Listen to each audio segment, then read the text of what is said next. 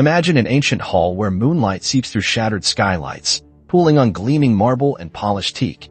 The air feels heavy with salt and secrets, each footstep echoing into the void. Here, silence isn't empty, it's a living thing, pressing in on every side.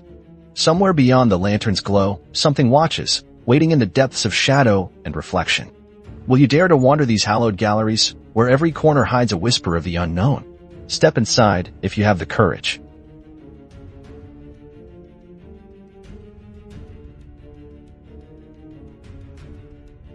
I never expected the floor beneath my feet to hum like a waking beast. It was 2:58 a.m. in the vast main hall of the new Albion Maritime Museum, when the polished teak planks began to vibrate. A low, resonant thrum that pulsed through my boots and sent a shiver up my spine. Lantern light danced across the rows of carved figureheads lining the walls, their painted eyes seeming to shift with curiosity. I froze at the base of the grand staircase, hand pressed against the railing, as the vibration swelled into a soft, measured heartbeat. Then, just as suddenly, it stopped. Silence slammed into the hall like a door. The mannequins draped in naval coats swayed imperceptibly, and the ship models in their glass cases creaked as though sighing. I tightened my grip on the flashlight, its beam slicing through the darkness toward the bow of the HMS Albion. My breath caught when I saw it. A single word etched with impossible precision into the wood, as if by an invisible craftsman's blade. Return.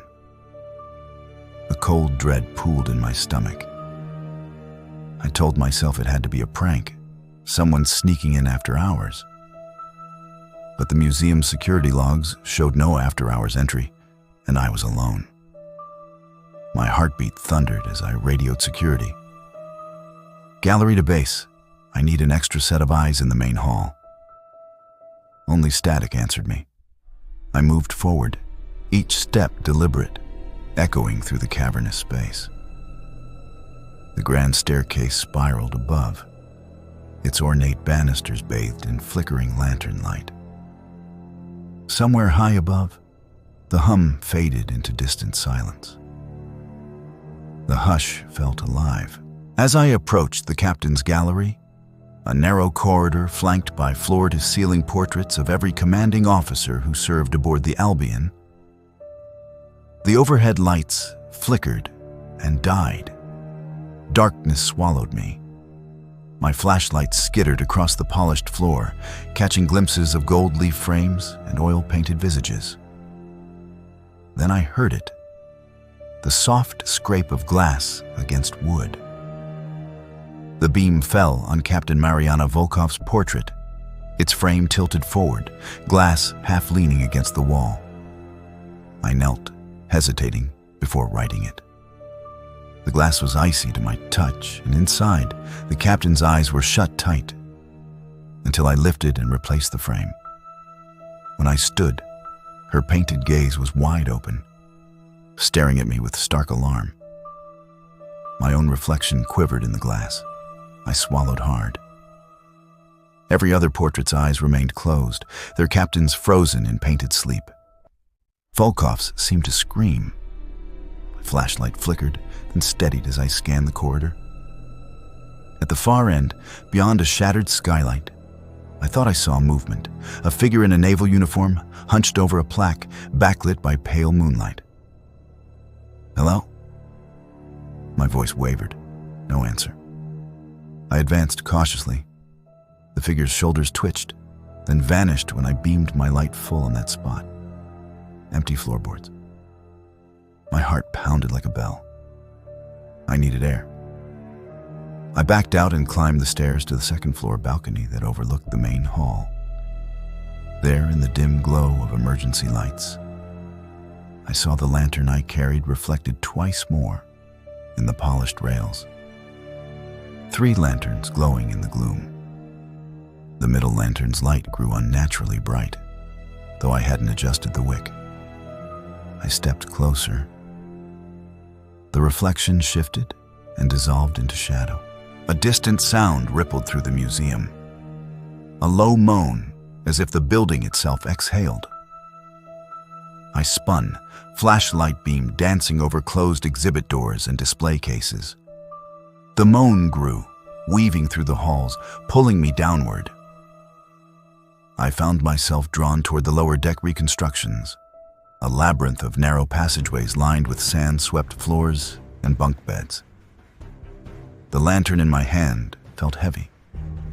Footsteps, mine and something else, echoed soft and deliberate. I followed the sound to a curtained alcove. Heart pounding, I pushed aside the heavy drape. Inside lay a small, authentic ship's cabin. Lantern light pooled on a wooden desk where my museum ID card and a black and white photograph rested. I picked up the photo with trembling fingers. The image froze me. It was me, in full curator's uniform, standing beside the pale naval officer I'd glimpsed. We stood on the deck of the Albion's Pride, grinning at the camera. Under the ship's name in bold letters, the date read April 12th, 1912. My blood went ice cold. I radioed again. Base, status update? But there was only static.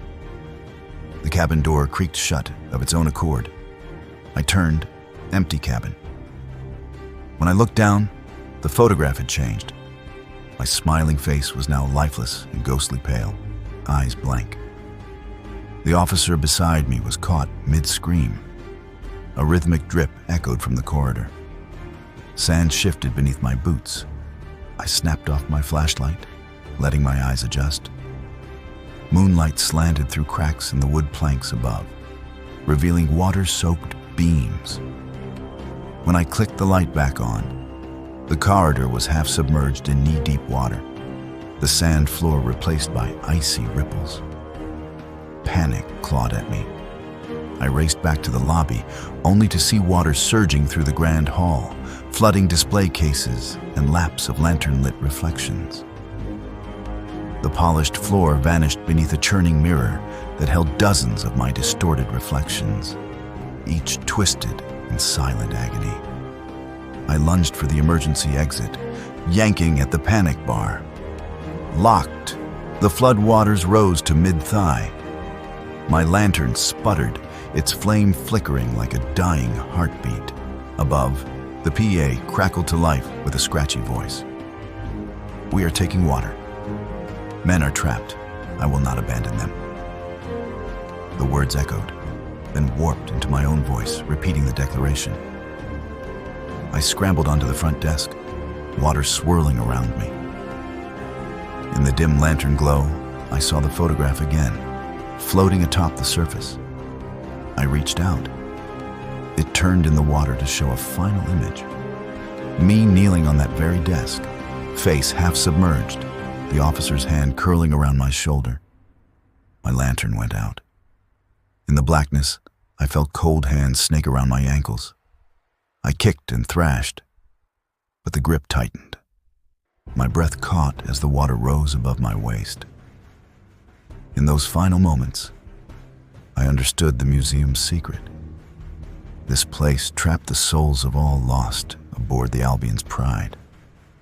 I was destined to guard its memories, to relive my last moments, forever bound to the soaring figureheads and silent galleries. As darkness swallowed me, I heard one last whisper through the water. "Welcome home, curator of the drowned."